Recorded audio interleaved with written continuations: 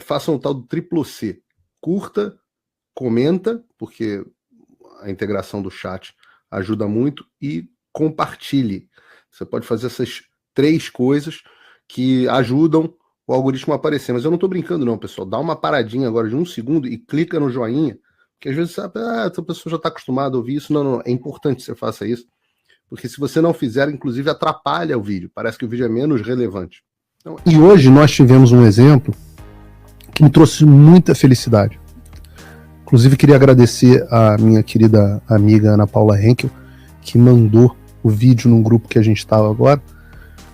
E eu já tinha visto já tínhamos falado até sobre o caso no almoço, mas ela fez a gentileza de mandar o vídeo cortadinho e eu vou colocar ele no ar daqui a pouco. Mas eu estou me referindo ao caso do Sebastião, do desembargador, que hoje, na cara do Supremo Tribunal Federal, disse a eles as verdades que eles precisavam ouvir. E ao ser perseguido pelo CNJ, não retrocedeu, denunciou a ameaça contra ele.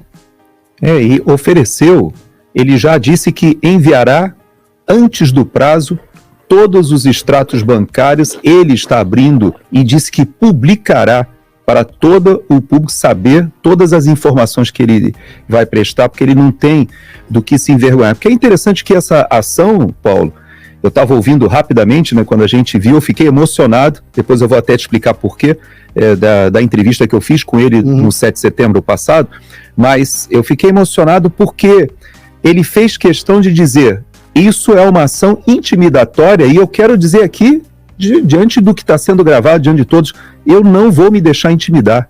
E eu achei bacana também... Você me desculpa o termo, mas o nome, meu avô falava muito, o cara teve peito. Isso é coragem moral. Eu conheço assim o pouco que eu me relacionei com ele, eu vou poder contar algumas coisas aqui, mas você percebe que ele é um homem de princípios, de valores, e nós militares, eu digo isso para você porque você conhece a história do teu avô e você sabe como é isso. A gente traz essa questão dos valores militares, daquilo que norteia a vida da gente, e a gente acaba transbordando isso para todas as áreas. Não tem como você compartimentar os teus valores em um setor da sua vida, né? E, por outro lado, eu também tenho uma cosmovisão cristã. Isso você junta os valores castrenses com a cosmovisão cristã. Então eu olho um homem como esse, a coragem moral de não retroceder, de se manter fiel à verdade, de ter coragem de falar, porque ele já tinha se manifestado várias vezes em diversos fóruns, mas você, olho no olho... Não, isso foi... Eu queria botar o vídeo. Justin, could you play that video? Vamos botar o vídeo agora para vocês verem, porque muita gente não viu e saber do que a gente está falando. Homem de falar e depois dizer que não disse, que não é aquilo. Nessas bancadas aqui, nesses dois lados, senhores ministros, estão as pessoas mais odiadas desse país. Infelizmente, quantas fotos eu tenho com o ministro dessa corte? Muitas. Não vi no enterro, no velório de Secunda Pertence, a pessoa que eu amava muito, para não dizer que eu estava afrontando essa corte. Mas Vossa Excelência tem que ter a consciência que Vossa Excelência são pessoas odiadas desse país. Essa é uma realidade que Vossa Excelência tem que saber. E alguém tem que dizer isso diretamente. E, finalmente, eu quero manifestar o meu respeito e a minha solidariedade à Polícia Militar do Distrito Federal, que está sendo colocada como responsável por aquilo que não é. E a meu respeito e a minha solidariedade a todos os oficiais que estão da Polícia Militar do Distrito Federal, que estão presos, alguns meus ex-alunos da Academia da Polícia Militar, presos e sem salário. Isso é tortura! Tirar o salário de um homem, senhor ministro Alexandre de Moraes, sem que haja uma condenação. Isso não pode acontecer. Essas famílias estão desesperadas e torturadas. Essa é a minha posição, é a minha opinião. E eu digo, e finalmente, para concluir, eu peço que esse tribunal declare a incompetência desse juiz para o julgamento e não fazendo, julgue improcedente a ação em sua totalidade. Muito obrigado, senhora presidente.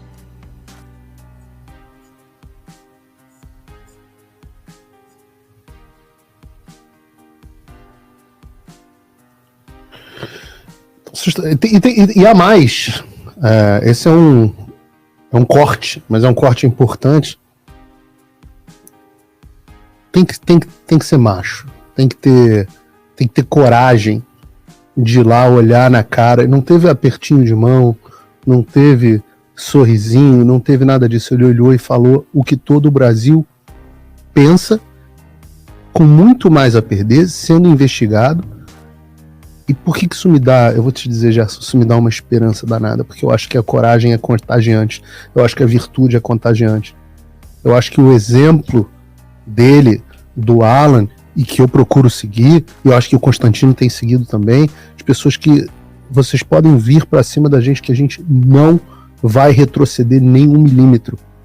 E vamos sofrer as consequências como temos sofrido, mas nós não vamos vender os nossos valores. Como ele disse, eu não sou homem de mudar as palavras, de voltar atrás, eu não sou homem de ficar fazendo silêncio. Isso para mim, assim, é a síntese do que é a virtude cardinal da fortaleza.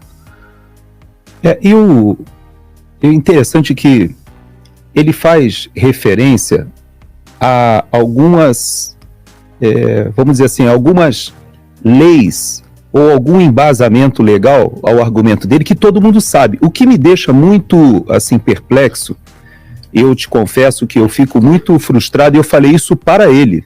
Eu falei para o desembargador Sebastião Coelho no dia 7 de setembro. Vocês fizeram uma entrevista muito bacana no tempo. Eu escolhi o dia 7 de setembro, a presença dele ali, para justamente servir de emulação mesmo, de exemplo de vida, e ele foi sensacional. Mas eu o confrontei, porque ele foi presidente do Conselho da Associação de Magistrados de Brasília. E eu falei para ele que eu estava muito decepcionado com a própria Associação Nacional, né, de Magistrados, porque foram eles que impetraram ou que entraram com aquela ação que ensejou a admissão de escritórios de advocacia de familiares nas ações em que os juízes estão atuando. Sim. E eu achei aquela decisão de uma imoralidade tão grande que aquilo me deixou tão perplexo, porque é tão óbvio o conflito de interesse. O conflito de interesse, mas e eu falei para ele por que é que a Associação Nacional de Magistrados, né, e ele explicou a questão técnica, né, mas ele fez questão de dizer que essa distorção moral ou essa omissão diante dessas atitudes que estão sendo tomadas, elas demandam. E aí eu faço um link com um texto que eu não sei se você viu, do Adalberto Piotto, que ele publicou ontem, que ele pergunta das pessoas que foram signatários daquela Carta da Democracia. Sim. E ele faz uma referência às grandes autoridades e personalidades que subscreveram aquele documento, e que hoje, diante disso que o Sebastião teve coragem de falar, que é completamente ilegal, todos estão calados. Importante dar o contexto da fala do Sebastião, que ele estava, hoje começaram os julgamentos do 8 de janeiro, são os primeiros 4 réus, e ele é advogado de um dos réus. Então ele estava lá no plenário na condição de advogado de defesa de um dos réus. A defesa que ele faz é uma defesa não só em relação ao país, a situação que a corte se encontra, mas especificamente na condição de advogado de um cliente dele, né? Então ele está ali exercendo o papel dele de defesa de um cliente, mostrando os abusos do juiz. E os argumentos que não aparecem nesse vídeo, mas que ele cita na fala dele completa, ele fala do foro inadequado, ele fala mais coisas da violação do processo legal. Eu até vou colocar aqui um enquadramento que eu achei interessante, porque tem várias questões que ele levanta, mas o que eu acho interessante, porque existe a Lei 13.869, que é a Lei dos Crimes de Abuso de Autoridade. Então, o artigo 9º diz: decretar medida de privação da liberdade em manifesta desconformidade com as hipóteses legais. Então, ele já atacou direto esse ponto, Sim. porque essas prisões foram ilegais. Então, ele já atacou na origem, mas ele não parou aí, né? Então, tem várias questões, mas ele, por exemplo, botou assim: divulgar gravação, o artigo 28 da mesma lei, divulgar gravação ou trecho de gravação sem relação com a prova que se pretenda produzir, expondo a intimidade ou a vida privada ou ferindo a honra ou a imagem do investigado ou acusado. esse artigo 28, ele, de certa forma, ele denunciou, porque o próprio juiz, que é um outro artigo que fala, o Alexandre de Moraes, ele já externou juízo de valor na causa. Sim. E permitiu, se nós percebermos, e eu não sei se você prestou atenção, que o general Penteado, quando esteve na CPI do Distrito Federal, ele deu uma informação que eu não sabia, que todas as imagens do Palácio do Planalto foram imediatamente levadas para a Polícia Federal e o GSI não teve acesso às imagens do Palácio do Planalto. Aquelas imagens que foram vazadas da CNN, o GSI, o pessoal que trabalha no GSI, não teve acesso àquelas imagens. E elas foram mandadas direto à Polícia Federal e na mão do Alexandre de Moraes, e, no entanto, elas vazaram para a Globo, aquele rapaz do relógio, foi vazado depois a própria CNN, etc. Ou seja, só podem ter vazado da Polícia Federal e do Alexandre de Moraes. Ou do próprio funcionário ali, do Palácio, mas isso teria que ser investigado e providências deveriam ter sido tomadas. A violação de sigilo funcional no Brasil nunca é investigada. Mas, por exemplo, o Alexandre, acontece qualquer coisa, o Fantástico de domingo, normalmente no domingo anterior, você quer saber o que o Alexandre vai fazer, no domingo anterior você tem uma reportagem do Fantástico a respeito do... Foi assim quando ele derrubou o Telegram, viu? Uma coisa, eu não sei se vocês lembram, quando ele derrubou o Telegram no Brasil, no domingo anterior o Fantástico fez uma reportagem sobre como haviam redes de tráfico de não sei o que, de criança, assim, preparando o terreno, e coincidentemente, na terça-feira, 2 dias depois, o Alexandre derrubou o Telegram. Então, assim, que há uma relação, se olhar a Piauí, quantidade de coisa que a Piauí recebe, como era o antagonista com a Lava Jato, eu brinco que o Dallagnol devia ter a senha do WordPress do antagonista, porque já era tudo que ia acontecer, saía. É uma imoralidade, né? Mensagens do Cid absolutamente não relacionadas, mensagem do Weingarten absolutamente não relacionadas para criar intriga entre os agentes. E fica o Fishing Expedition, né, que o pessoal fala. É um capítulo à parte. Não, e ele é tão assim evidente, né, que você vê que o que aconteceu agora em relação ao Braga Neto. Eu quero entrar no Braga Neto. Não, mas eu digo assim, o pessoal já ficou tão aware, né, tão ligado com isso, que o pessoal já foi falando, não, isso aí estão querendo o celular dele para dali utilizar. Então você vê como banalizou você aprender um celular de uma pessoa por uma razão ou por uma motivação, e dali você derivar uma série de outras questões e vazar para a imprensa. E isso é ilegal. Isso está dentro do artigo... E veja só o artigo 31, que eu vou te provocar mais ainda. Ele diz assim: estender injustificadamente a investigação, procrastinando-a em prejuízo do investigado e do fiscalizado. Você está de brincadeira. Nós estamos 4 anos de um inquérito que foi chamado pelo Marco Aurélio Mello. Eu não sei se você lembra que eu acho que eu te contei isso, que eu fiz esse debate com o Marco Aurélio Mello e o Adalberto Piotto era me contou. Que ali na Jovem Pan, mas porque não apareceu uma pessoa com coragem de ir pro ar para falar sobre aquela questão, porque ele dizia, o presidente foi descondenado, ele não é inocente. E o próprio ministro da Suprema Corte dizendo, ele não foi inocentado. Sim. E ele dizendo que esse inquérito é o inquérito do fim do mundo, e ele explicou o porquê.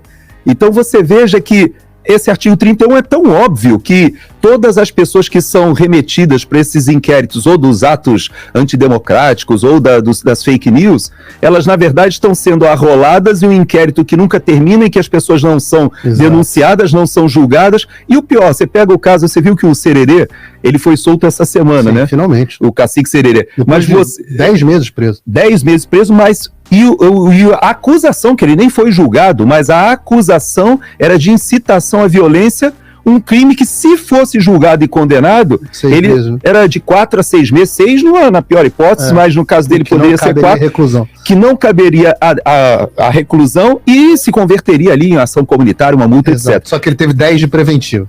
Então aí é que eu quero dizer que o Sebastião, ele toca num ponto que eu acho muito importante, que é o uso ou a instrumentalização da justiça para intimidação, para o terrorismo judicial, para causar o medo. Então ele pega o exemplo do Sererê, ou o exemplo que foi citado por ele, você viu que ele estava emocionado e aos brados, porque não era a questão que ele estava defendendo, sim, quando ele cita os coronéis da PM que estão presos sem salários. Claro. Isso é uma ação intimidatória que a gente só vê em ditaduras, em regimes ditatoriais que usam a justiça para perseguir, para intimidar e para deixar a população intimidada e com medo.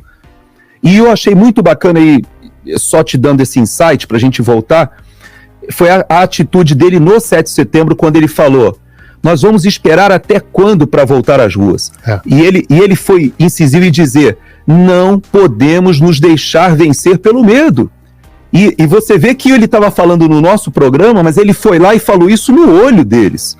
Então é alguém que merece o nosso crédito, a nossa consideração, o nosso respeito. Para mim, passa a ser um exemplo de vida que deveria chamar a atenção de todos aqueles que estão vendo as ilegalidades e se mantêm calados, né? O Alexandre criou o instituto absolutamente inexistente no Código de Processo Penal brasileiro da multa combinatória, que é uma coisa que existe no Código de Processo Civil, para ações penais, né? Então ele fez isso, por exemplo, como forma de tortura mesmo, com o Daniel Silveira, por exemplo. Fez, se eu não me engano, com a Carla Zambelli. Ele estabeleceu o Roberto Jefferson. Como quem foi o outro? Foi fez com o... Acho que fez com o Oswaldo Eustáquio também, não tenho certeza. Mas estabelecimento de multa punitiva, punição financeira absolutamente inexistente na e às vezes para a esposa, né, também, como o caso do Daniel Silveira. Chega ao caso de atingir, não fez isso também com o Oswaldo Eustáquio, acho que com a filha. Com a filha, assim. Chega ao ponto de atingir familiares. Então a gente está falando de um monstro, como o Marco Antônio Superman chama, o Marco Antônio Costa, ele chama de um serial killer da Constituição, né, que ele assassina lei após lei. Mas o ponto que encheu o meu coração foi a coragem, porque você sabe disso, eu reclamava da falta de coragem dos nossos militares no ano passado, reclamei da falta de coragem do nosso presidente também, nunca o eximi disso, embora compreendesse, continue tendo a minha admiração, mas critiquei, não teria agido da forma como ele agiu. Tenho criticado a falta de coragem das pessoas que têm me mandado mensagens, e eu gosto muito de interagir com as pessoas pelas redes sociais, mas das pessoas que têm me dito que não têm ido à rua por falta de medo, por medo, por falta de coragem, porque acham que vão ser presos. Tenho criticado os nossos deputados. Segunda-feira, anteontem, eu sentei aqui com a Carol Detoni e ela mesma me falou: é verdade, nós deputados estamos com medo. Tenho criticado a falta de coragem dos nossos deputados, que não têm falado as coisas por medo. Critiquei essa semana, inclusive, um veículo de imprensa que eu não vou citar aqui porque não é esse o objetivo, mas que deixou de publicar uma reportagem sobre as ligações dos militares com o PT, no meu entender, por dois conhecidos veículos brasileiros de direita. Deixaram de publicar por medo uma reportagem importante, com uma denúncia importante, com fatos, com coisas indiscutíveis. Ao que tudo indica, vai sair sim, vai sair pelo The Epoch Times, que também tem que exaltar a coragem. Então eu venho criticando a falta de coragem o tempo inteiro. E aí esse sujeito aparece, e tem uma amiga aqui, uma outra pessoa, aqui no mesmo grupo que eu tô com a Ana Paula, que tá falando que ela fala o seguinte: isso não me traz alegria nenhuma, porque eu sei que ele vai ser caçado, perseguido como se fosse um cachorro depois disso. Mas você sabe que pessoas precisam se levantar com esse tipo de desprendimento. Eu não deu tempo porque tá aqui. Eu gostaria de perguntar, e qual é a alternativa? Que ele se calasse? É isso que você... E essa pessoa é uma pessoa de direita, uma influenciadora, uma pessoa bastante conhecida. Eu falo que tá bem corajosa também, ela fala coisas muito boas. Mas a minha pergunta é: e o que você sugere? Que ele olhe na frente dos homens, dos seus algozes, e abaixe a cabeça? Que os cumprimente como se nada tivesse acontecido e troque risos? O que ele deveria ter feito? Então... E você vê, até para ambientar a nossa audiência, ele está defendendo um caso das pessoas que foram presas no dia 8. Eles separaram, todos aqueles quase 1.500 presos, eles separaram em dois grupos. Sim. O grupo que foi preso na frente do QG, no acampamento, a esse grupo foi considerada a hipótese de um acordo com a PGR. Sim. E esse acordo com a PGR, o Sebastião Coelho, na nossa entrevista, ele fez questão de dizer que ele acha inadmissível. Ele, claro, ele entende que às vezes a pessoa está no desespero de tornozeleira eletrônica. Foi exatamente o que fizeram nos Estados Unidos com o 6 de janeiro. Exato. Só que quem conversar com Eliel Rosa vai ver que... Foi exatamente. Mas assim, parece até que copiaram e colaram. Não conseguimos condenar vocês todos, então vamos coagir vocês a assinarem uma confissão. É isso aí. E ele falou, não se confessa aquilo que você não fez. Claro. Você não pode confessar um crime que você não cometeu. Então, o Sebastião, inclusive, ele foi muito técnico explicando no programa porque ele diz que as pessoas deveriam não somente fazer um acordo espúrio como esse, como também terem coragem de enfrentar, porque as consequências, tecnicamente falando, segundo ele colocou, desse crime que eles estão sendo imputados, dos que foram presos no dia 9, que é diferente desse cliente dele que ele está defendendo, que é do dia 8. Esses do dia 8, para a nossa audiência entender, são aqueles que foram presos nas instalações, ali do Palácio do Planalto, do Congresso Nacional, ou do STF, ou ali naquele contexto. Os que foram presos no dia 9...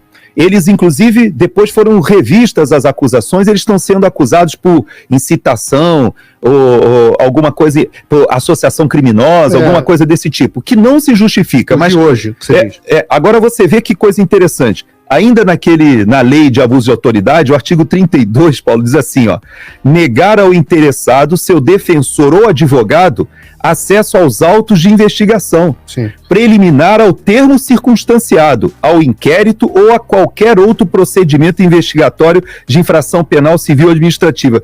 Meu Deus do céu, isso está sendo feito no seu caso, no caso do Rodrigo, e dessas pessoas, porque os advogados, e você viu que nós entrevistamos também a Gabriela Ritter, né, que ela é advogada do próprio pai, que foi solto já no final agora desse processo, lá na Papuda, mas você veja que ela mesma me contou das inúmeras tentativas das defesas de terem acesso aos autos. Acesso aos presos? Aos presos, aos autos, e o pior, no Brasil você fez a inversão da presunção de inocência de uma forma tão absurda, tão surreal, que eles tentavam ter acesso às imagens, essas imagens que eu te falei, que o Penteado disse que estavam com a Polícia Federal desde o início, aqueles do Palácio do Planalto, e eles não tinham acesso às imagens para provar que os seus clientes não fizeram nenhum ato de vandalismo e não depredaram. Então você vê, a imagem está de posse da polícia, eles não têm acesso, e o pior, o Ministério Público, a PGR, também não ofereceu a denúncia individualizada, fez-se uma acusação coletiva. Quer dizer, tanto absurdo jurídico que o Sebastião, quando fala com eles, ele tem uma autoridade que está alicerçada na verdade. Isso fere demais. Porque eles sabem que estão errados. Exato. Esse é o meu ponto sobre... Eu falo, uma vez eu vi um debate muito interessante do Glenn Greenwald com um desses possuídos ideologicamente do UOL. E o Glenn Greenwald... Que coisa, né? O UOL só entrevista gente de esquerda. Então é o Glenn Greenwald e um cara desses qualquer escreveu algum livro elogiando as posturas contra o Bolsonaro, uma coisa... Um desses caras. E eu ficava observando o argumento do cara e o Glenn explicando por que o Alexandre de Moraes estava violando a lei. O Glenn muito articulado. E o argumento central do cara era o seguinte: nós tínhamos que fazer isso porque senão o Bolsonaro ia dar um golpe. Esse era o argumento central. E essa é exatamente a tese de toda a esquerda. Não é que não há ninguém mais no mundo jurídico.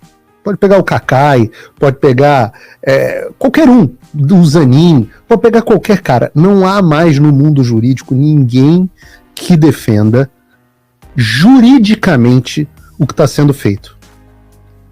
Todo mundo sabe que está errado, mas muita gente acha que isso precisou acontecer porque essas pessoas eram uma ameaça à democracia. Então há uma suspensão do devido processo legal, há uma suspensão das garantias constitucionais. Excepcionalissimamente, só por um período. Era só por um período. Então, há uma decretação, e o Glenn explica isso com maestria, né, que há uma decretação de uma ditadura para impedir uma ditadura. A implementação de uma ditadura prática para impedir a implementação da ameaça de uma ditadura hipotética. E você vê, não é surreal isso? Você olha assim, não te remete a 1984, né? A George Orwell, você olha assim, porque é tanta inversão, né? Quando você vê ali no George Orwell que você afirmava o absurdo para que aquilo confrontasse a verdade de tal maneira que aquilo, de alguma maneira, fosse erodindo a sua noção de concretude, né? História, claro. E é impressionante, porque, e eu ainda vou além, porque eu quero colocar do teu caso aqui, o artigo 36 diz assim: decretar em processo judicial a indisponibilidade de ativos financeiros. Olha só o seu caso, em quantia que extrapole exacerbadamente o valor estimado para a satisfação da dívida. Qual é a sua dívida? De expressar a sua opinião. Para a satisfação da parte e ante a demonstração pela parte da excessividade da medida, deixar de corrigi-la. Então, não somente ele ter feito isso desses casos que você citou, como ele também é imputável por deixar de corrigir, de não voltar atrás. Então, você vê que a intransigência é um abuso de autoridade que já é previsto na própria lei. Aquele que comete o ato e continua cometendo o ato, nós temos amparo na lei. Então, é tanta obviedade que você... Então, o que me leva ao ponto de que no mundo do direito, todo mundo sabe das violações. Então, as bases para um processo de impeachment estão mais do que estabelecidas, são amplas estabelecidas, não há mais o que precisa é de uma união de grandes juristas para a construção de uma peça com suporte, com robustez, sem dúvida nenhuma, e o outro componente que é a pressão popular.